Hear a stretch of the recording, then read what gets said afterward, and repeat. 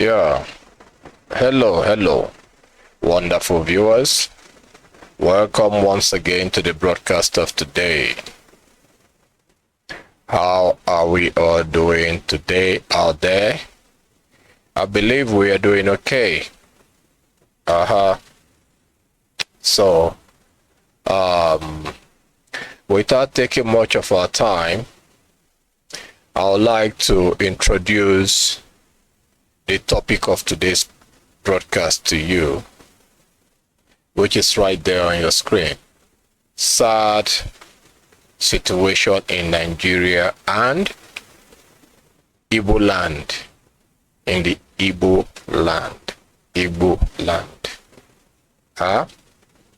So we are going to take a cue from what happened in Nepal. All right. Yeah. We are diving in to take a cue from what happened in Nepal. And you know, this is ancient to do.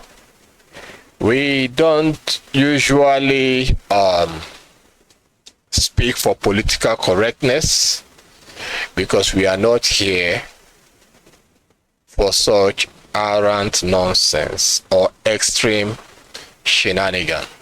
Okay?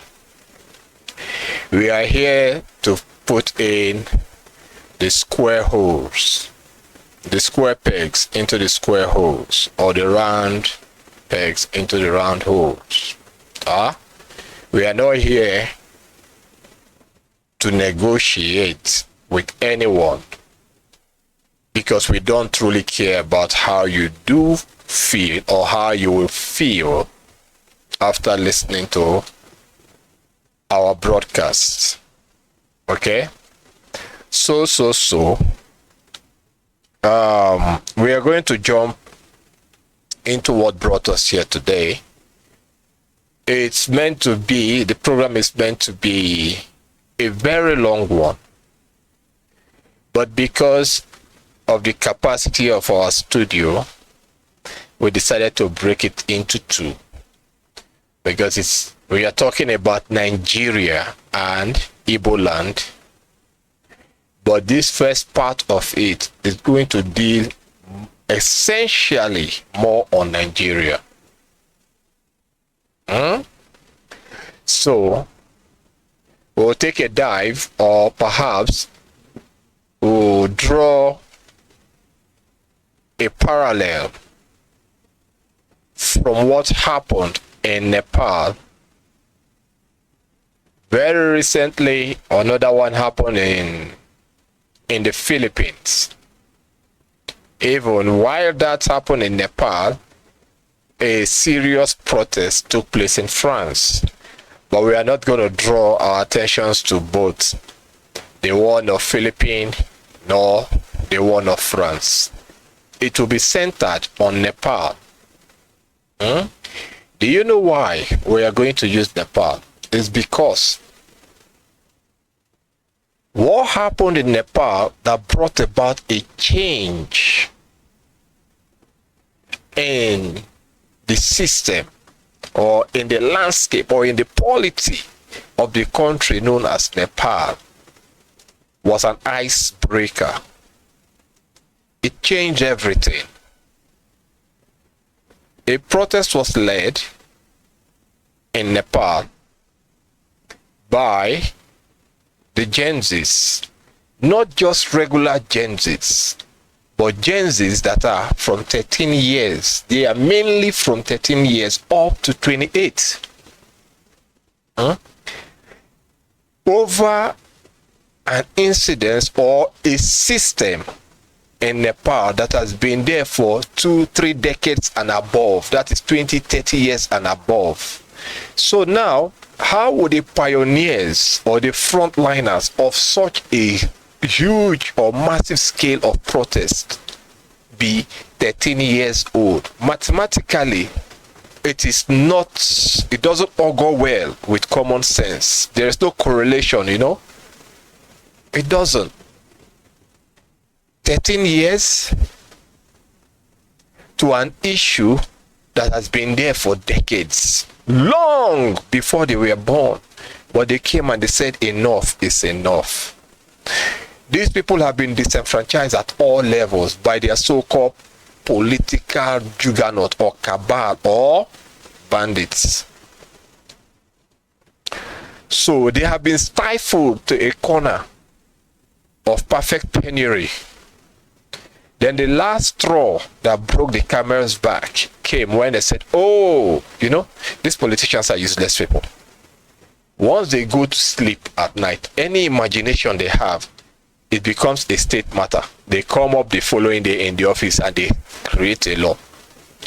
Once they are in the room of adultery, fornication, or in the process of stealing, corruption, any idea, I don't know, I'm sorry for the background sounds you all are hearing, is a fan, because we have been the fan of the system. We have been trying to stabilize it for a while, but it's not going the way we want it, because certain things do get old, you know. Yeah, but we have not been able to get it to the next stage. So that being out of the way, let's get back to business. You know, once they are in some sort of entanglements like lewd activities such as fornication, adultery, and all whatnot that has to do with illicit sexual activities, down to corruption, stealing, and everything. Any idea that comes into their head that moment, why they are indulged with such an erroneous or negative activity, it becomes a law. It's like two people being on a bed, two different genders. That's the birth of Nigeria. Lord Lugard and Flora Shaw. They were in the act of illicit activity, illicit sexual activity. Then Flora Shaw screamed out, oh, Nigeria. That is how the term Nigeria came to be. So that is exactly what transpired in Nepal. I don't know if it was a group illicit sexual activity that was going on. Suddenly, it's just like the Bohemian Groove where they have sex orgy. Everyone will just random sex at the same time, you know, factory, like company sex. Maybe that was what happened in Nepal. And the ringtone that came to their brain was, oh, let us shut down the social media. Let us just ban it. Let social media become illegal in the land of Nepal. That was the trigger. The Gen Zs rose up. They went out. And we all know how it ended. They fled. They burned down the parliament building, burned down the media, burned down the Supreme Court. They destroyed this, brought it down, because these things were now weaponized against the right and the freedom of the people. So they brought down the weapon. And the police, they gave up the ghost. Then their rulers fled and some were captured. We all saw what happened.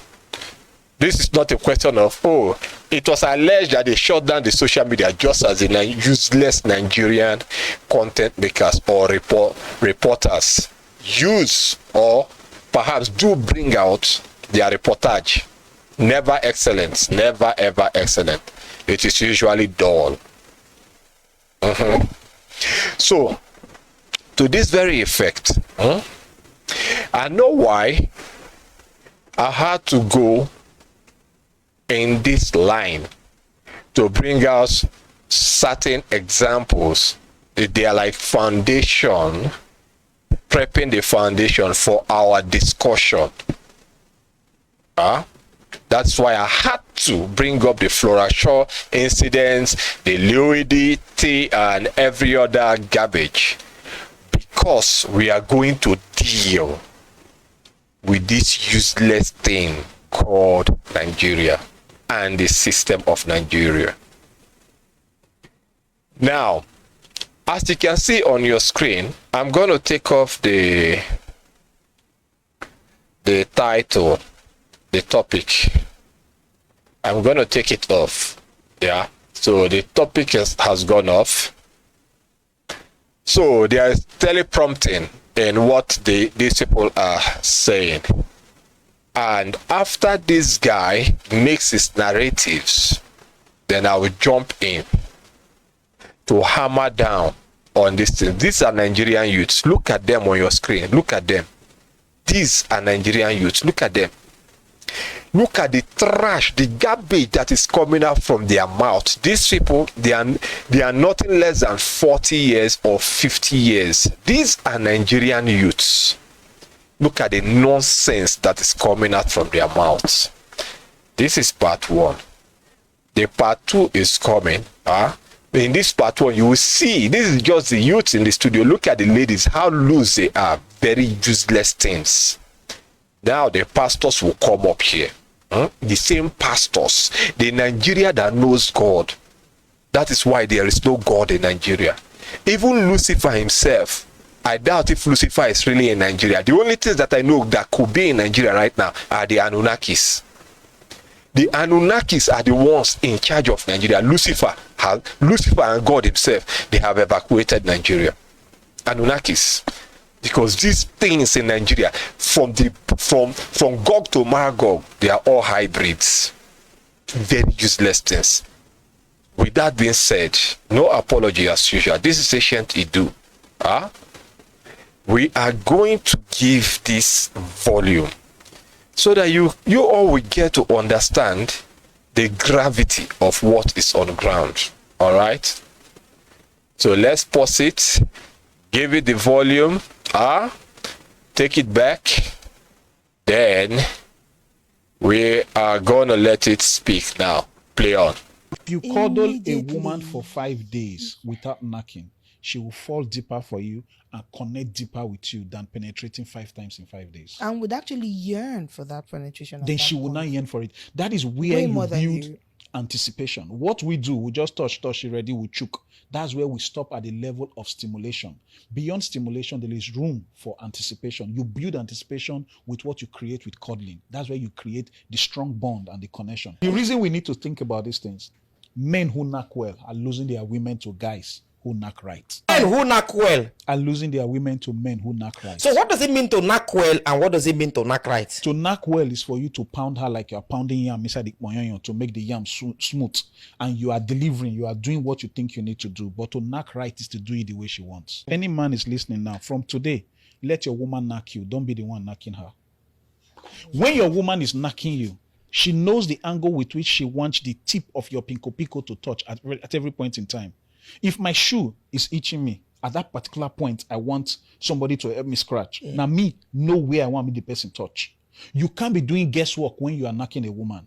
But when she's riding you, she knows when she needs to go left, right, up, forward, down, and how she needs to maintain a particular pace and rhythm. Before you get in between a woman's legs, get in between her ears, her brain.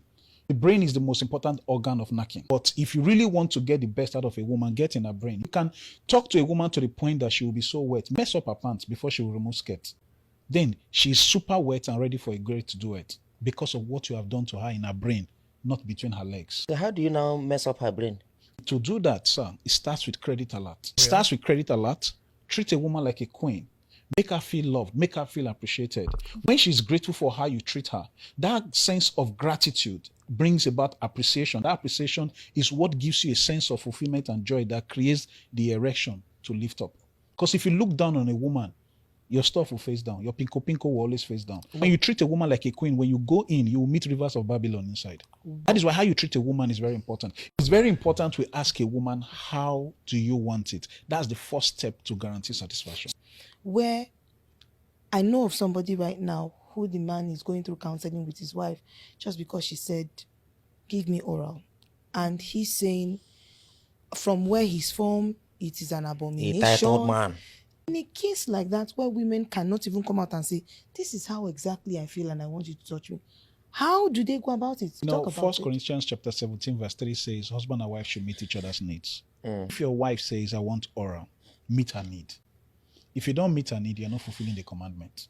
You're not fulfilling the scripture. Give me head so that we can forge ahead. That is when we get her super wet and ready for two of you to achieve the satisfaction that she needs. If you don't give it to her and the woman falls for another person who gave her head before she met you, before she married you, and she feels satisfied and she has cheated, who is the cause of that infidelity?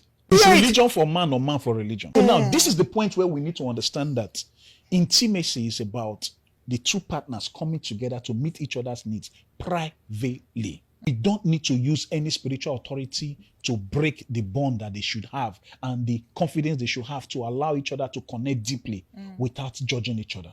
Every matured man should meet a woman's need. If you don't want to pull mouth there, your body, your choice. I'm not going to force you. But one thing is certain. What will you gain and what shall it profit you to make your woman stay hanging and you can't satisfy her? Some women have been knocking for over 40 years in marriage. They've never been able to get satisfied.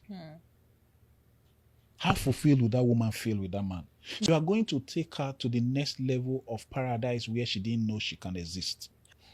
If you can't send your wife on a trip for vacation, give her high level of satisfaction by playing with their liquor with your tongue. If you cuddle a woman for 5 days without knocking, she will fall deeper for you and connect deeper with you than penetrating 5 times in 5 days. And would actually yearn for that penetration. Then she will not yearn for it. That is where you build. Now, I believe you all heard that. Did you see? This is a Nigerian youth. Look at the face. You will know that this guy was a born rapist from birth. Everything from there, the people there, don't get me wrong, these are all graduates from the university. These are all graduates, excluding none. And I'm 1,000,000% sure, since BSc is the lowest now in the Nigerian theater of shame, they can't record Nigeria a theater of shame. BSc is the lowest. I'm quite sure that these entities here, the least they could have is a master's degree. Look at the nonsense that came out from the mouth of this idiot on your screen. Like we said, this is ancient to do. We don't speak for political correctness. If you expect that from us, you are mad. You are mad. This is the reason why, as a Nigerian, you travel abroad into the diaspora with your academic qualification, any country, including South Africa here. If I'm sure, even in where is it called, Zimbabwe or any SADC nation. In fact, I'm going too far. Ghana. You go there with your schools, your academic qualification, they throw it away because they know that Nigerians are useless. Baseline, they are useless. It is not something that one can judge or argue about. This is a program. This is on a national television. Look at how this young idiot on your screen, about 50-something years old, talking trash. Why 13 years old in Nepal, they brought about a change in the country. Look at the women in the ladies in the studio, how nasty they are. No apology. Get this video. Get it. Take this part, share it. You can even make the video go viral because it's a call and a challenge to idiots that are Nigerians. No exception, no exception. There are good people there, but at this stage, we don't give a toss about the good people there. We don't. Because the more silent you are to specific issues means that you are in agreement, you are in alignment to those things. That is why Nigeria is useless. Capital useless. Say, if you can't give a woman a head for you guys to get ahead, then the marriage should dissolve. Can you imagine? This is what a grown-ass idiot can say. In Nigeria, you have 13-year-old girls, 15-year-old girls becoming high-class prostitutes. 15-year-old girl in Nigeria going for body enhancement surgery that costs well over $30,000. Where did she get that hell of a money from? When you talk to them, they say, I cannot live in abroad. I cannot live in the diaspora. I cannot. You just go there, you suffer, you suffer. There is money in Nigeria. How do they make that money in Nigeria? How? All manners of crime, including the number one thing, witchcraft, in Nigeria. In Nigeria. And this is a wave that is trending in the entire IGBOLAND. in the entire Igbo land. Igbos are natural machines of destruction. That's what they are. I don't have apology. Even in the diaspora, you see the Igbo man always scheming to carry out evil, not against a foreigner, but against his own. Igbos, who did this to you, evil things? Who? If you're an Igbo man, you tend or you get to hear this broadcast and you feel offended, fuck you. We don't care. This is Ashanti do. We don't care. It's the truth. Because we are not labeling you per se direct. We are not. It's a blanket statement that covers everyone. So if you know you are good, make an exception for yourself, because many are called, few are chosen. Strive to be amongst the few. And if you know these things and you have never ever risen up to speak against it, but you can speak against those that speak against them, you must be a fool from hell. No correctness here.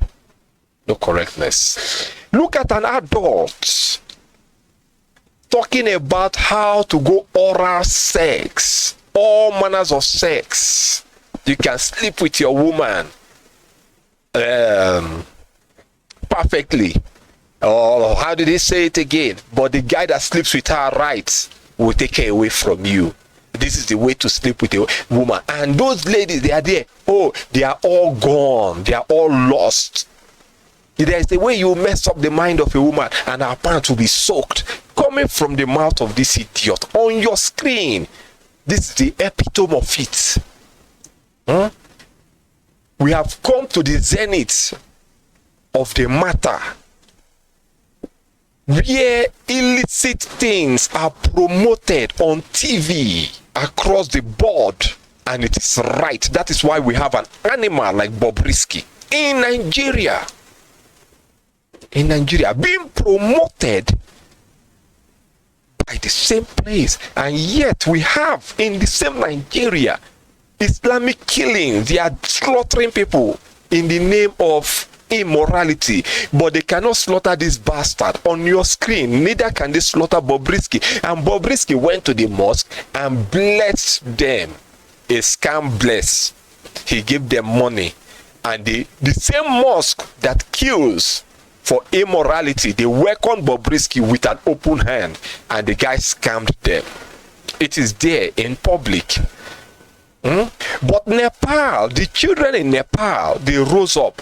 When we speak, when we come out in the land to say, no, this is wrong, this is right, these are the same entities that will rise up, mobilize the useless commoners, the useless good Nigerians, the useless ones. Once you tell them something they need to do, they know it's wrong, they will go ahead and do it. And they say, after all, I never intended to do it. They only asked me to do it and I did it. But they got paid for it. They got paid. And I'm 1,000,000% sure that those that kidnapped Mazen Nnamdi Kanu, they could be good. And they ought to have rejected the offers that were given to them, but they accepted it because they paid them. That is how people sell their conscience. In Nigeria, there is no conscience. In Nigeria, there is no conscience.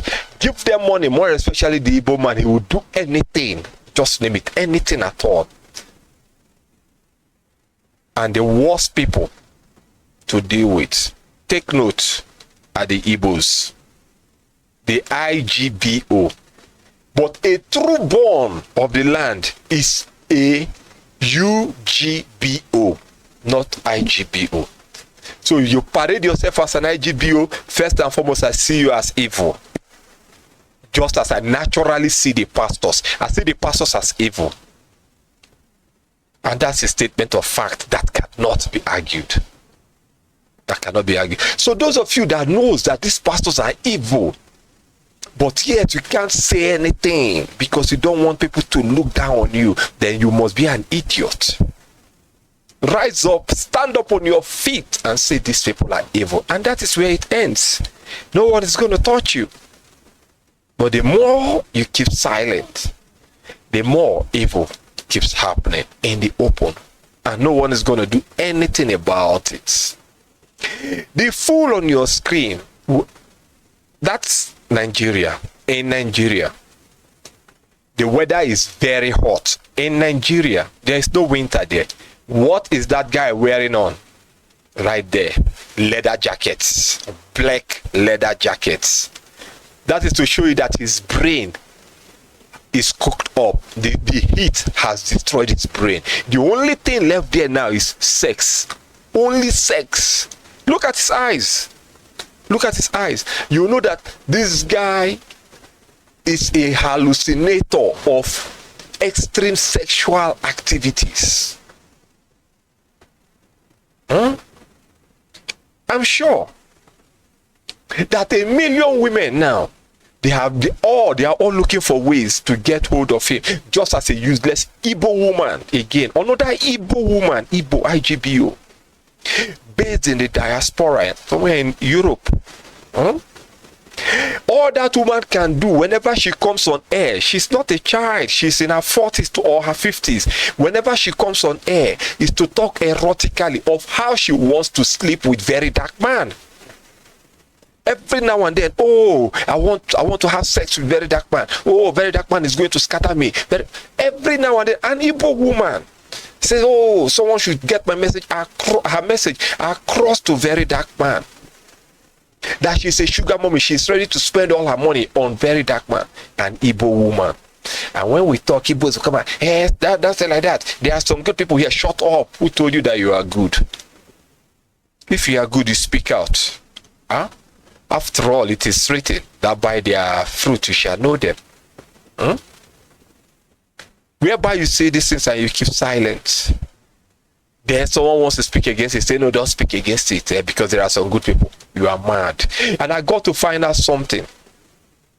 Everyone that challenges this truth or these facts, they are usually the guilty one. Whenever I speak, some people will come out. Some that I know, the person are close. Oh, there are some good people. Hey, we are good. We are good. But later, the evil those people are involved in is horrible. I push them away because you are the same that I've been talking about. Look at him, a young Nigerian man. This is the father, or he should be a father, or these people in the studio should be the parents, fathers and mothers of the ones in Nepal that changed the country. Can it happen in Nigeria? Can it happen in Nigeria? I know it's not possible. Let's just put probability in Africa. But in Nigeria, it's practically impossible. Practically impossible. It can never happen. I'm sure. In as much as the Igbo man is here and the Yorubas, in as much as these two degenerate tribes are in that land, never. You put your plinko. Look at the stupid codes he is using. This guy, his mate, is a top director in a couple of the top 500 companies in the world. His mates, or those that are younger than him, they are directors of international conglomerates. Some are presidents in other nations. Some are speakers of house in the Western world that left Nigeria because they cannot take to the nonsense that is coming out from Nigeria. They went in the diaspora to look for greener pastures and they became something good in those lands. And this one is here talking trash. Look at the head. Tell me, what good can come out from this kind of head? 9-inch block. What good can come out from it? Nothing. Garbage, trash. This guy is composed of trash. He's a garbage. He is a garbage. I wanted him to talk again, but I don't think I will have time for this useless man to keep talking. So it's better I remove him from the screen, you know. And as I remove him from the screen, I'm gonna pull up one. I'm gonna pull up one now to the screen that should speak.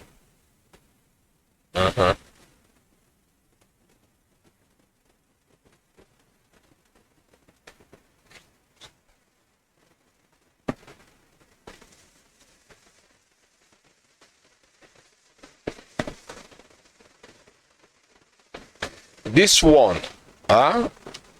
is a pastor. It's a pastor in Nigeria. This very one. Let me let him occupy the space. I want to give him the floor. This is a pastor in Nigeria. Do you know what this man is busy talking about? He's busy talking about the same thing the other fellow talked about, pussy. Nigeria. In the church, what have they become? What have they become in the church in Nigeria? Sex lecturers on the altar, perhaps in the altar of the Most High. No, there's no Most High God in Nigeria, I forgot. In the altar of Anunnaki in Nigeria. Pastors have forgotten to preach about salvation, and all they can do is to stand on the pulpit and lecture about sex.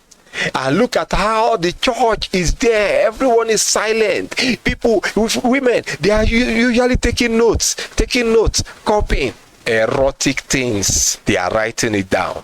Lecture. We have graduates in Nigeria. Ask them, I'm a first-class degree holder. But they don't know English. They don't know how to speak a good English at all. They don't. They don't. Now, I'm going to give him the floor to speak. Just listen. Men see sex as a form of release. Women see sex as a form of bonding. A man is interested in sex. He sees it as a release physically. A woman sees sex as a bonding emotionally. So women want to make love, men want to have sex. It's not every day a man wants to make love. Sometimes a man just wants to have sex. In those days, no long foreplay. We are headed to the end. Simple understanding. But the days we make love, those days we are avoiding the end. Women like the process. I counseled a couple. The man was angry months after. I said, what happened? He said they were about to have worship. And in the middle of it, the woman said, we need to talk. And he couldn't believe it. He said, right now? Is it now you want? He was very upset. He said, Pastor, she was spoiling the mood. I said, no, she was not spoiling the mood. She was trying to get in the mood. Because for her, if there's something still stressing her mentally, she can't enjoy sex. She needs to get that thing out of the way. And the only way she gets out of the way is by talking about it. I said she was doing foreplay. You just didn't understand. Now, did you see that? I believe you all saw and heard it. Like we said. Share this broadcast. Let it go far and wide. Let it be a challenge to these things called Nigerians. These very useless entities called Nigerians. Share it. The other one just finished. I told you that this is what Nigeria is all about. Naturally, you don't have to blame them. Do you know why? Because Nigeria was bettered on the bed or on the ground of fornication or adultery, whatever one you want to put, because Flora Shaw was just a side chick, aka concubine or runs girl to Mr. Lugard. So it was on the bed of illicit sexual activities that the woman screamed down, "Nigger area!" That is how Nigeria came out. Nigger area. Nigger area. They say, oh, it's Nigeria. Oh, just as the Portuguese could not interpret Ile Ibinu, the land of vexation, which the Yoruba invaders called Migodo, Idu Igodo, because they invaded there and they the ancestors of the land were taking them out spiritually above their own metaphysical powers. So they ran away, they fled, and they said, that side is Ile Ibinu, a land of vexation. They don't know what was killing them. So now, when the Portuguese came, they could not pronounce Ile Ibinu, so they called it Benin. Benin. From there, we have what they call Benin today. There was nothing like Benin. Then we have educated idiots that comes from the place they call Edo State, including the so-called man that speaks and his head keeps bouncing like this, like Humpty Dumpty, Patrick Obahegbo. Ask this bunch of educated fools that got the money in their hands, ask them, is the name of the land Benin? They will say yes, their ancestors told them. You see why education to the black man is completely useless. A black man is an embodiment of embarrassment and curses. We have the fact of how the name of the land got changed to Benin. And we know the original term that they call the land, the invaders called it Ile Ibinu, which is a Yoruba term for saying land of vexation, you know. But today, the so-called Benin people have said, oh, we are Benin. Well, it's a lie. It never happened like that. That is a natural drive of a black man. A black man cannot accept truth, facts, and realities. Blacks, they love lies.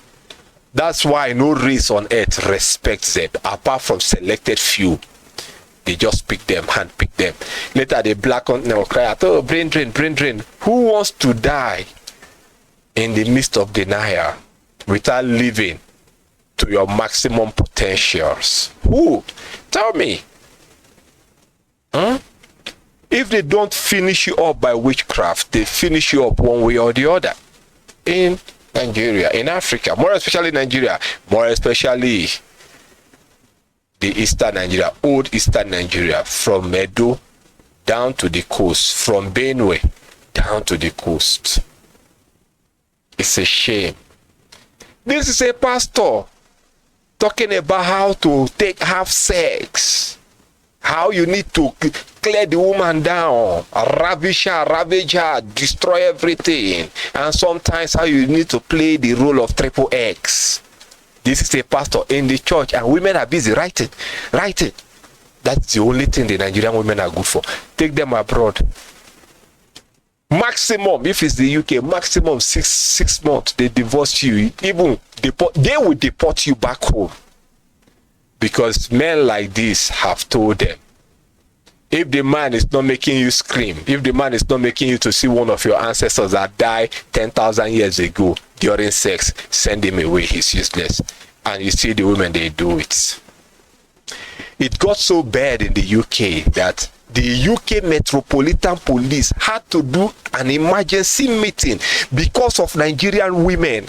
And they told them, don't ever report your husbands to us again. We are sick and tired of hearing this report coming from you entities about your husband. You people were living together peacefully and happily for years in Nigeria. Suddenly you got over to the UK. All you could do within 3 months, 6 months is to file for divorce. Then you take the property. The white police got so embarrassed. They said, we don't want to see you people here again. That is Nigeria for you. That is Nigeria. Bunch of reprobate, useless people. Like this program or hate it, we don't care. We don't. Like we said, this is Asian to do. We are not here for political correctness. Share this program. Share it. Let it get home. Let it get to the nook and crannies of the places that I'm talking about. So if they want to rise up for a change, a genuine change, let them rise up. We are not, see, this is Asian to do. We don't care if you want to rise up for a true revolution that will change the status quo of how you are living in Nigeria.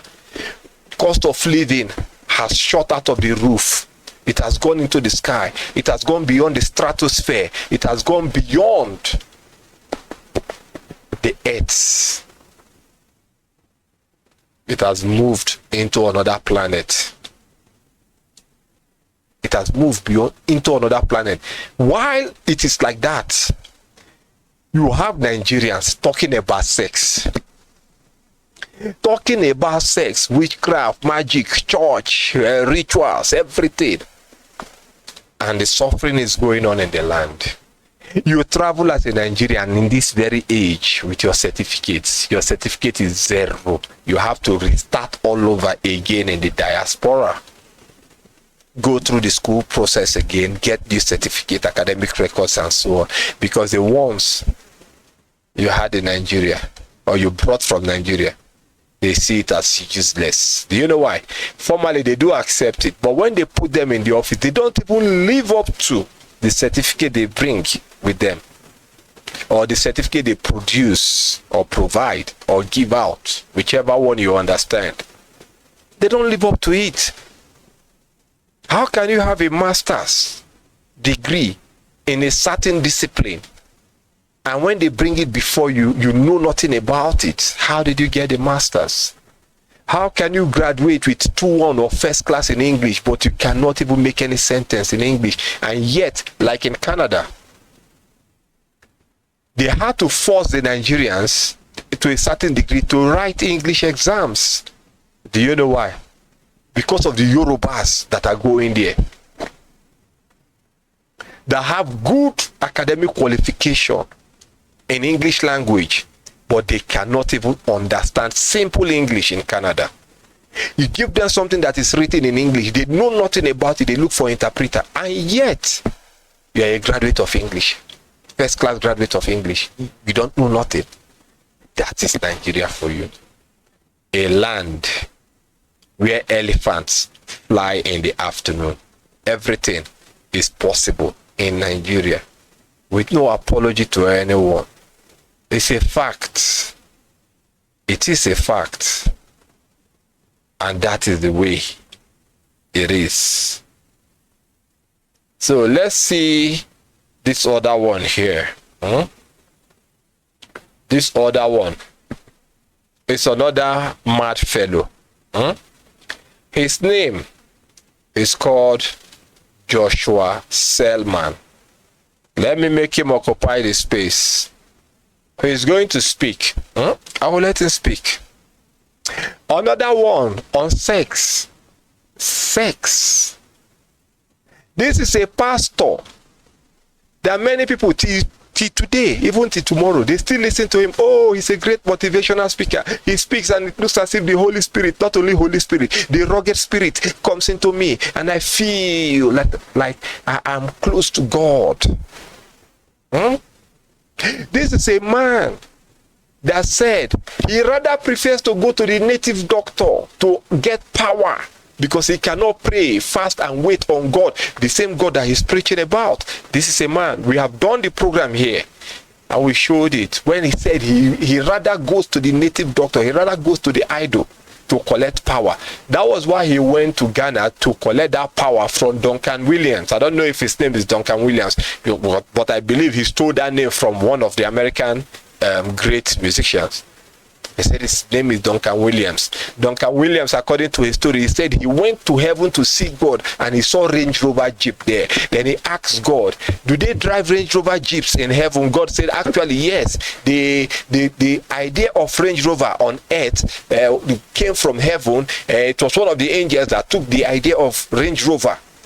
If not, that Range Rover is a heavenly made car. That is one of the official cars they use in heaven, Range Rover. Duncan Williams saw Range Rover in heaven. Duncan Williams, your pastor, your useless pastor, saw Range Rover and God told him.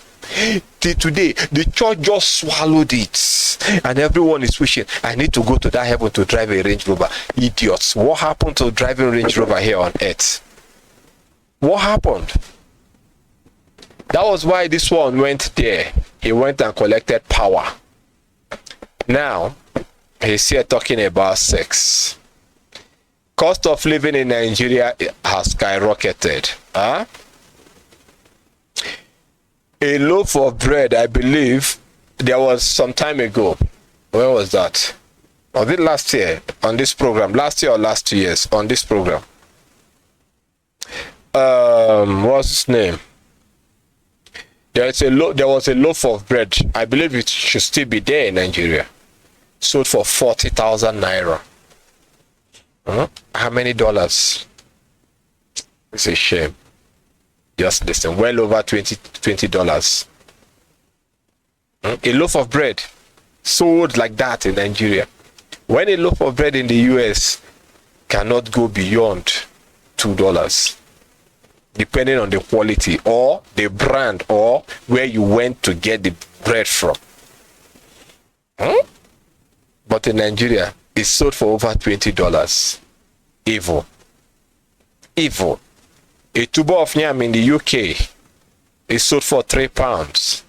That tuber of yam in Nigeria, never. Go to the country they call South Africa. The same tuber of yam that sold in the UK for £3 is sold in South Africa for almost £20, or if not more. You get it for 200 rand, which is chasing about. It's going up to £20 or more. Tell me, who did this to these things called black? These degenerates called the blacks. Very, very sad indeed. Listen to this fool. Has destroyed homes. If you are, when you are, hold it right there. You will speak. They speak as if God is your houseboy. So let me give him time to speak. Listen to him. wrong, say I'm sorry. Don't say I'm a man. Throw away that African mentality that has destroyed homes. If you are wrong, say you are sorry. Are we together? That God say you are the head does not mean he say you are God. We've used these things to destroy families. I don't expect any husband in Koinonia to behave like a demon. That one is my jurisdiction, so I should tell you, so that we don't waste prayer. Are we together? Gentlemen, if you listen, if you came from a family where you did not see the model of good fatherhood, don't repeat what you once hated. Make up your mind that I'm going to be a responsible father. I will love my wife. I will love my children. I will swallow my pride. I hope you know the unit of society is family. We shouldn't have a situation where husband and wife are like Tom and Jerry. You know that cartoon? That cat and that mouse? Tom and Jerry. Wait, let me just stop it here. I don't need him to go that too far. Let me just stop it here. Because what he literally went on here to say is about sex. So, you know, these people are masters of the game. They bring a whole lot of flimsy reasons. They show you here, they show you there. They talk about niceness, they talk about moralities, then they hammer down to where they are driving at. They hammer down. You see, what really got me offended, like I said, these programs have been with me for a while. So we decided to let it out today because we are trying to get some technical issues sorted out. But the longer we wait, the more the time keeps going. You feel me? All right. Do you know what's so appalling about things like this? Is when the heat was going down in Nepal, Nigeria brought out 1,000,001 other distractions from all angles. Nigeria started firing at a hyper turbo rate at the same time. The pastors are busy saying one nonsense. The politicians are busy saying one nonsense. The politicians, their wives, they are busy saying another nonsense. Your celebrities, at the same time, money was given out for sporadic deception, and it happened at the same time in synchronicity of what went down in Nepal. They now distracted the mindset of the Nigerians so that their brain will not trigger and say, if children in Nepal can do this, we ought to be able to do this. Then they sustained it. When that Nepal shit was going down in Nigeria sustained this madness throughout that period. And as blacks, they forgot about it. They totally forgot about it. Then they now came up with, don't worry, we are going to the next one. Huh? Not in today's submission, but it will be a part 1 and part 2 series. The part 2 series will just take it down to the Igbo side. Now we are touching around Nigeria and Igbos, but in the part 2 we'll take it down to the Igbo side. How the so-called things that call themselves IPOB. Oh, September 18th, we are having a meeting with Trump administration. Oh, Trump has waved in. We are going to get our useless freedom. Oh, no, they are useless freedom. Oh, they are Biafran, Biafra, Bia criminals, Bia betrayers, and everything. I started laughing because I knew it was a scam. And I don't need to engage with these things, these dangerous entities called the Biafrans. I don't need to engage with them to tell them that this is a scam, because the Igbo man is a natural beast of burden destined for destruction. They will just want to have you speak about this. Oh, did you see? You people are going on the wrong track. Then they will sit down there. They will deliberate. They will argue. They will try to. By deliberating with an Igbo man, automatically you have put your life on the line, because they will come for you to eliminate you. That is the natural position of an Igbo man. Igbo, evil. You can call it evil Igbo. You can call it that way. People that will chase money even to their own ruin, to their own destruction, they don't give a toss about it. So September 18th has come and gone. The other day they said, oh, they are going to release Mazi Nnamdi Kanu. That should be like 4 or 5 days ago. They asked me, I said, well, I didn't want to sound like a pessimist, you know. I said, well, it's possible, but because deep down in my heart, I really want him to come out. So because if he comes out, a lot will open up and a whole lot will be exposed.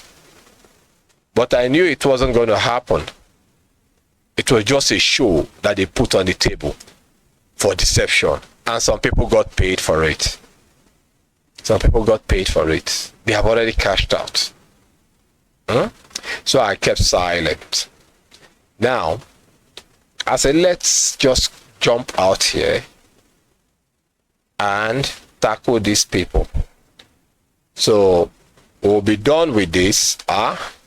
After this one, we'll be jumping straight into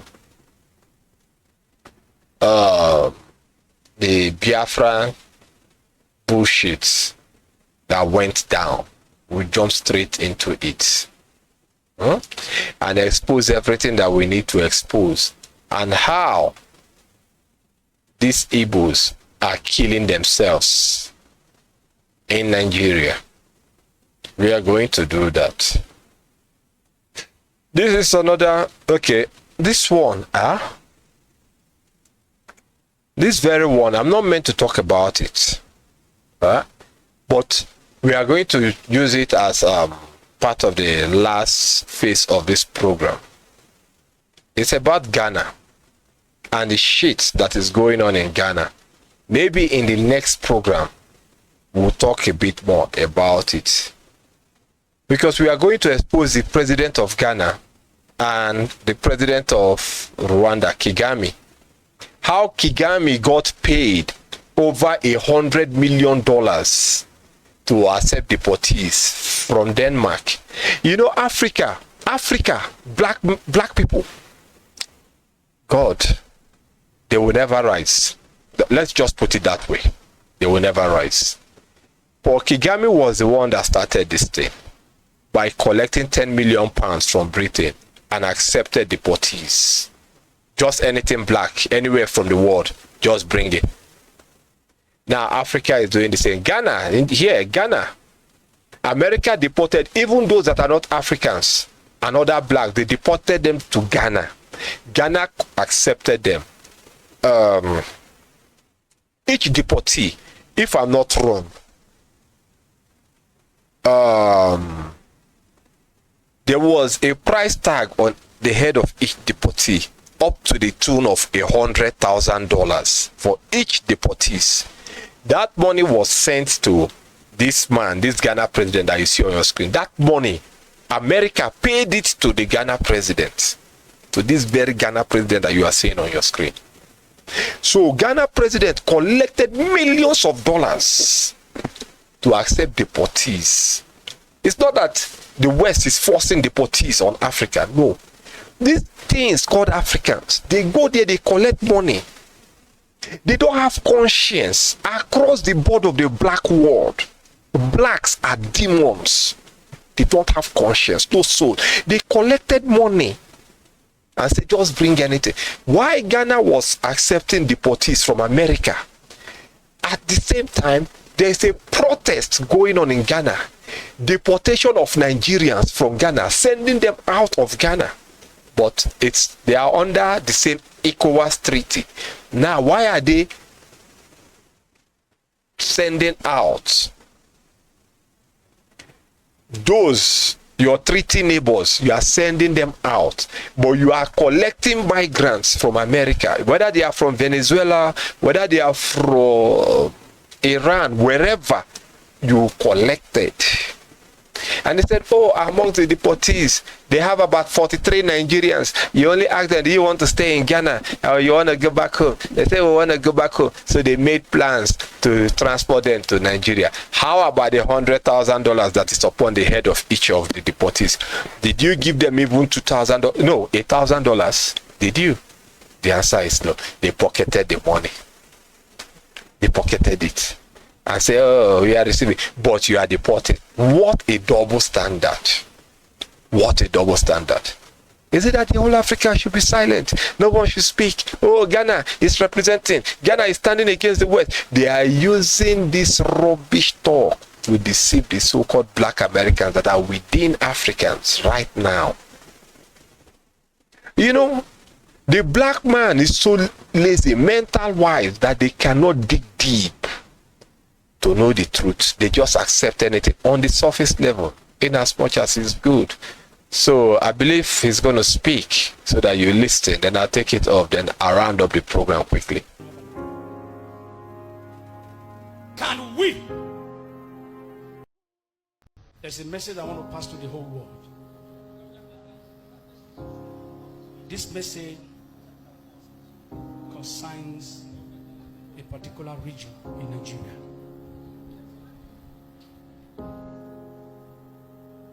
Amen. Amen. How many of you see what is happening in Ghana? How many of you are seeing it? What's going on in Ghana now? If you see, let me see your hand now. If you don't get phone, we can buy you phone so that you go and check what is happening in Ghana. If you are seeing it, let me see your hand. Just wave your hand. Okay. Imagine Ghana telling Nigeria to go. Ghana. Jesus Christ. Ghana. Ghana, where no reach Lagos State,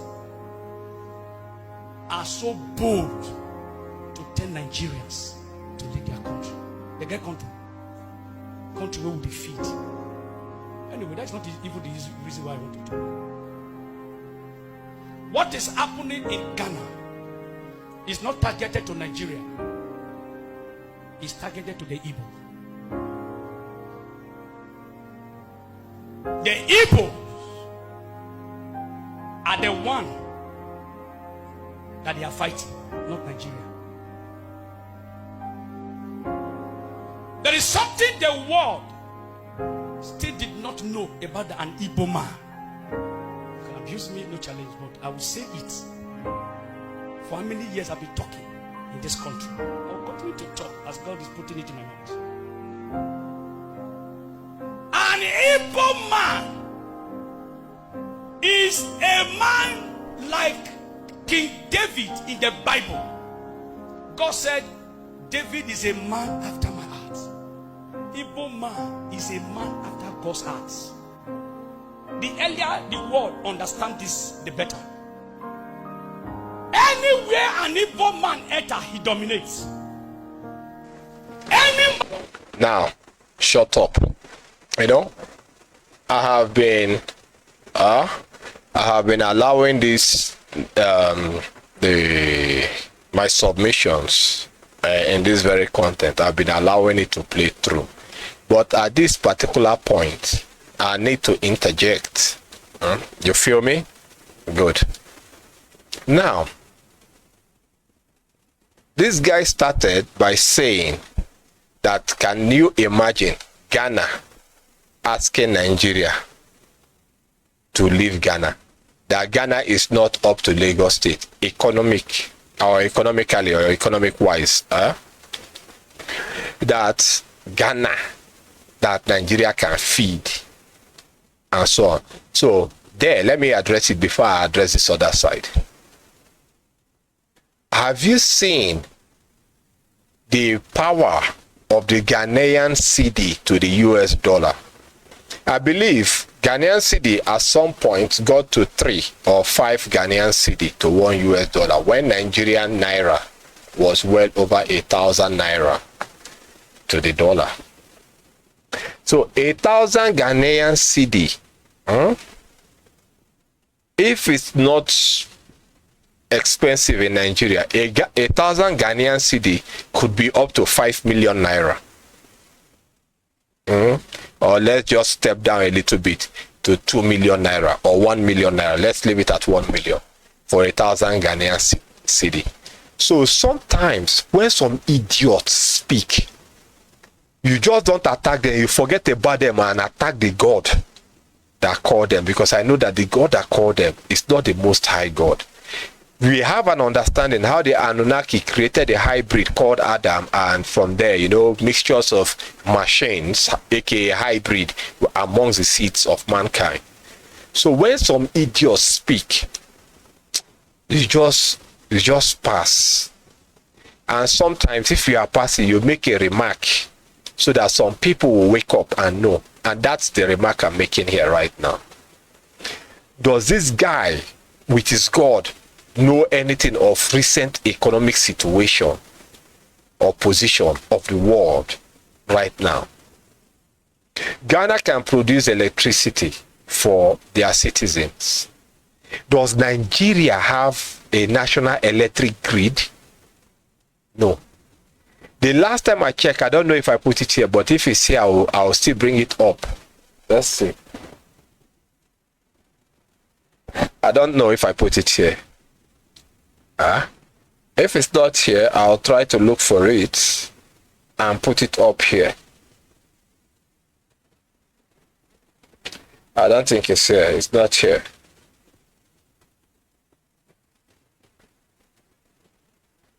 No, it's not here. The electric grid in Ghana, in Nigeria, when I checked, I saw 50 megawatts.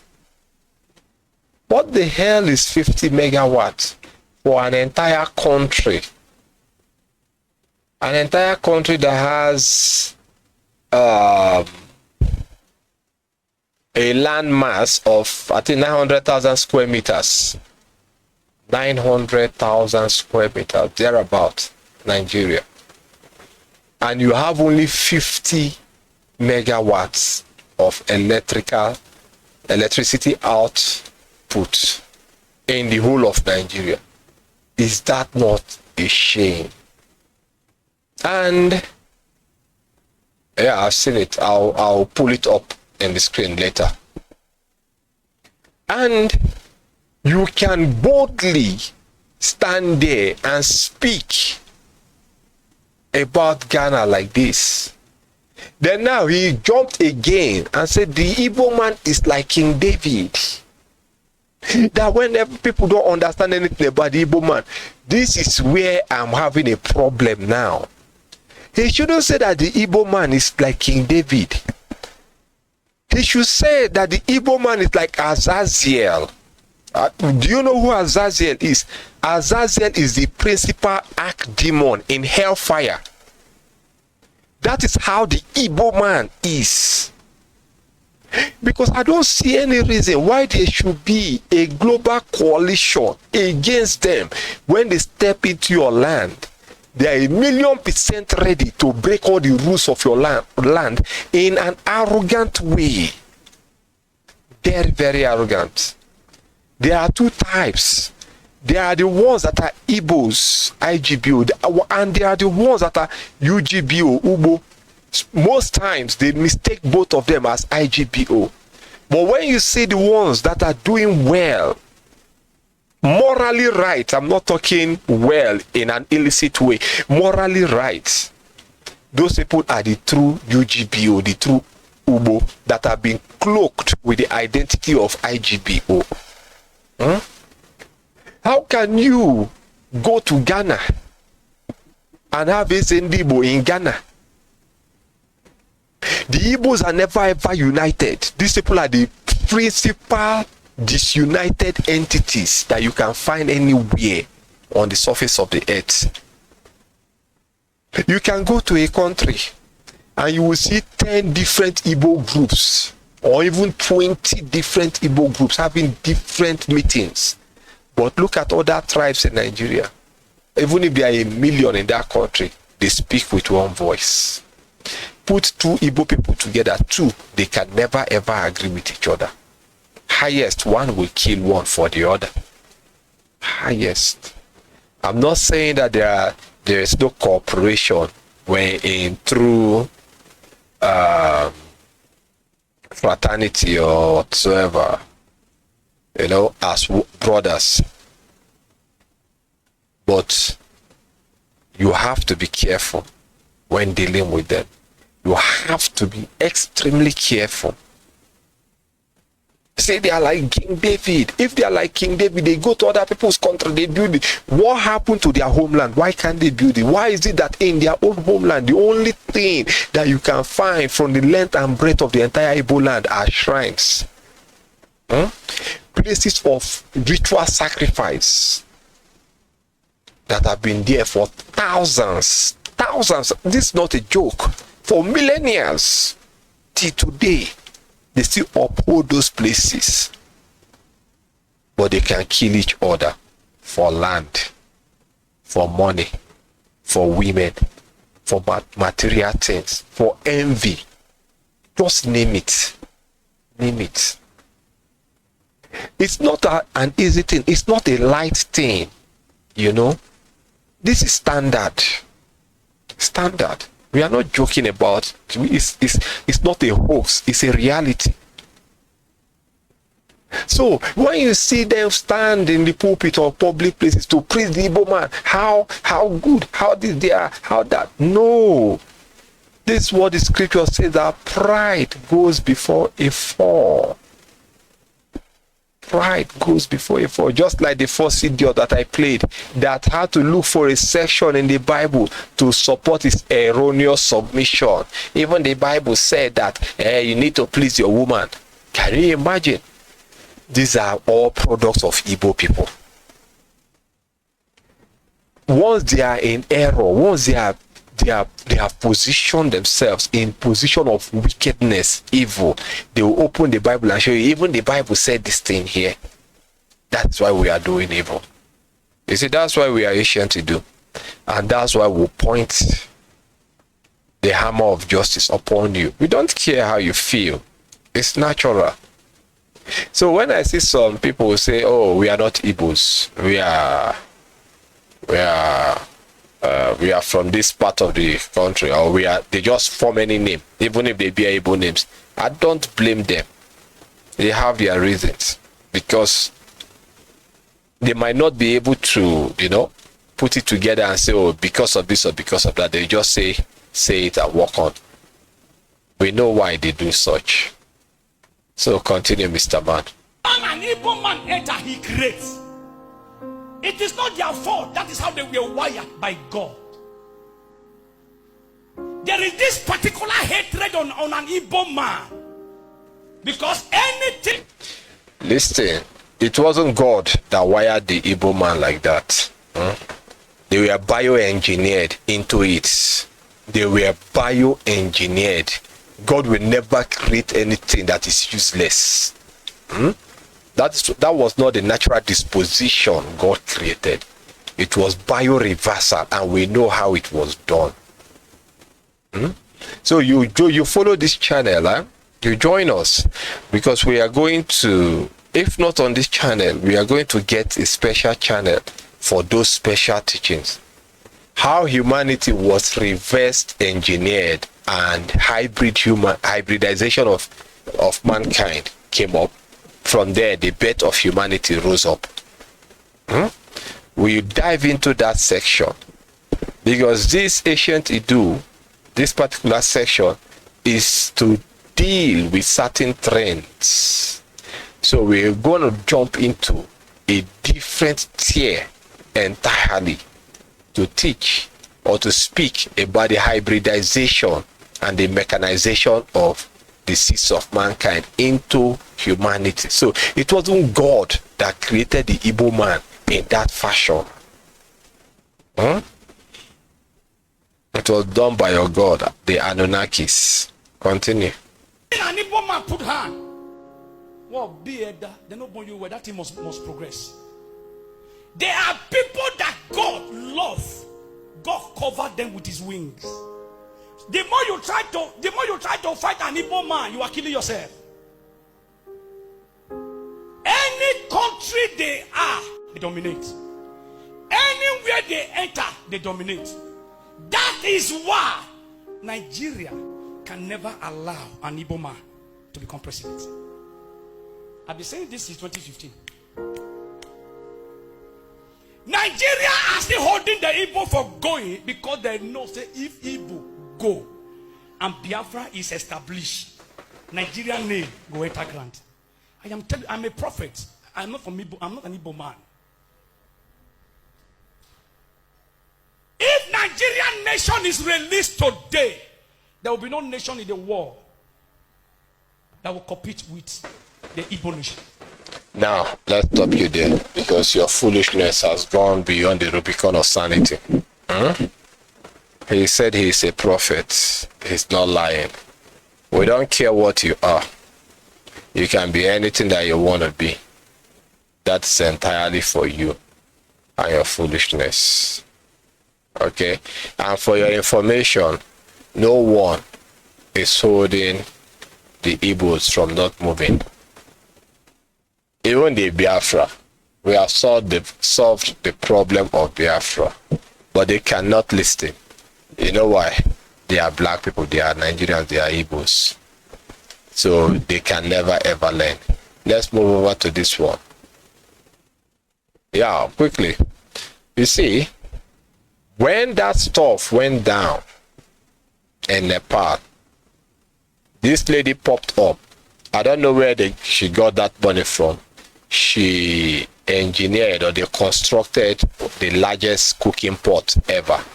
And she said she cooked 200 bags of rice.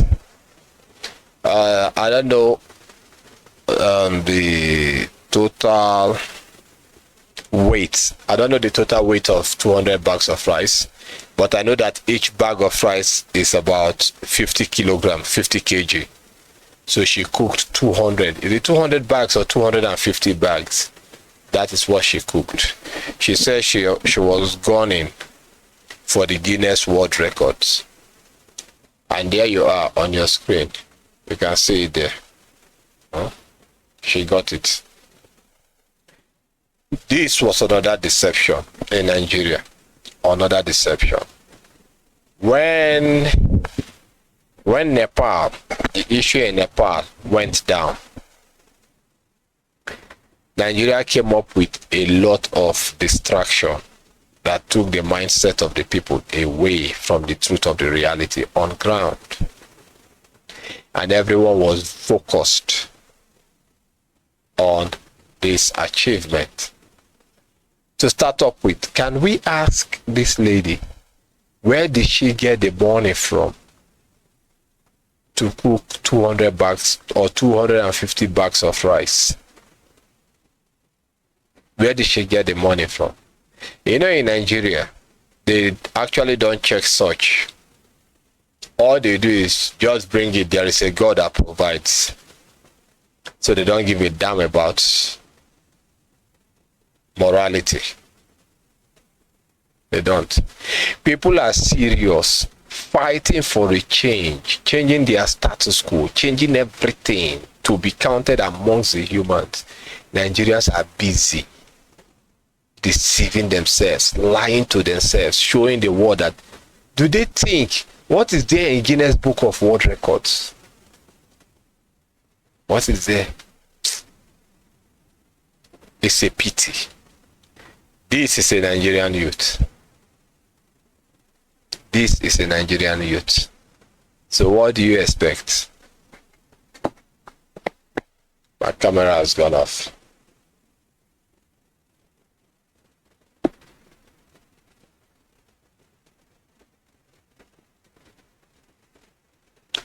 My camera has gone off.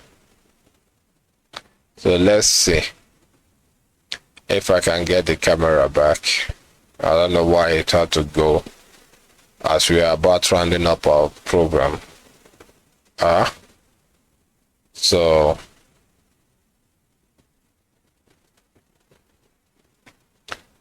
let me just take off the handle of the camera for now. Yes, that's gone off. So let's continue while I work out the camera and get it back up there. So in Nigeria, tell me, does it make any sense? Others are fighting to set their country to make it a place, but Nigeria, the opposite is the case. Everyone wants to live for the moment. Everyone wants to act the way they feel like acting. Then later they will jump out and say, oh, it was the enemy. I just want to ask, which enemy? Is it the enemy or the you that is an enemy to yourself? The you that is the real enemy to yourself. So that is what I want to know. The camera is back. Let's come back. So we need to be honest with ourselves and tell ourselves the truth. Is this an act of those that are truly seeking their freedom? Is it an act of those that are truly seeking their freedom? The answer is no. We'll take this one like this. This is the same country that the pastor was shouting about. Nigeria, we are more powerful than Ghana. We have everything Ghana. We used to feed them. You feed Ghana. You feed Ghana. Have you fed yourself? There has to be self-sufficiency first. This is a major road in Nigeria. Look at it. I don't know if this is the Nile River or River Thames. I don't know which river it is, or Mississippi Masala. I don't know. This is Nigeria. Yet you see them bragging every now and then, bragging how powerful they are, how powerful they are. Truly, they are powerful indeed. They are powerful. Anyone that says that they are not powerful is a joker. I'm telling you all the truth. I'm telling you the truth. Here is another one. Toby Amusan slams Athletic Federation of Nigeria, AFN, over 4 kids for the World Athletics Championship. Toby Amusan, you don't need to slam them. Just get out there. Just be grateful to the Most High that at least you saw a platform to display your talent. So my advice to you, Toby, is to do the honorable thing. What is the honorable thing? While you are there, just quietly, relocate, just take up the nationality of another place. That is the best thing you can do for yourself, Toby Amusan. That's the best thing that you can do for yourself. Forget about the madness that they call Nigeria. Let's see. Let's see. Listen, refuses to pop up. I don't know. But then I believe that I'm going to work on it quickly because it has to do with the electricity grid of Nigeria. So we are going to fix it. We're going to fix it and bring it back. Okay? Because here we believe in doing one thing, and that thing that we believe in is trying to do it right, so we can naturally point out the errors of what we are talking about, because this one has to do with what the pastor said about how powerful Nigeria is and what Nigeria can do to Ghana if Ghana doesn't wake up. If Ghana doesn't wake up to reality and tell themselves that Nigeria is truly powerful, that they can make Ghana to disappear. So that is why we have decided to address this issue the right way.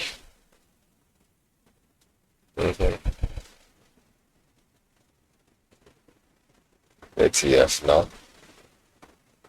Let me check this one. With this one, I should be able to get it up here.